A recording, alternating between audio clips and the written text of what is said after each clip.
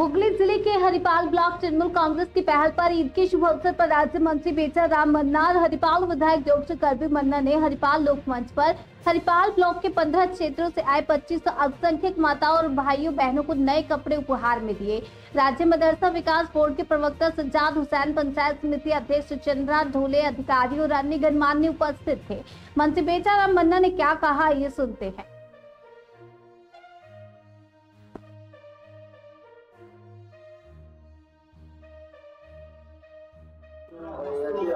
উপহার প্রদান করি।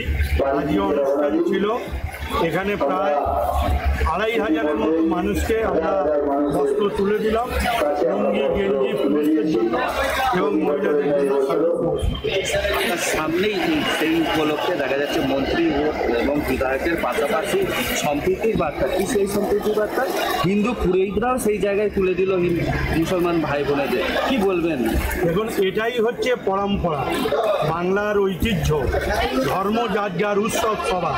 তাই এই উৎসবের প্রাকালে সব ধর্মের মানুষ আজকে একজোট হয়ে তার উৎসবে সকলেই সামিল হয়েছে। এই সম্প্রীতি অনন্য নজির, যা ভারতবর্ষের দৃষ্টান্ত স্থাপন।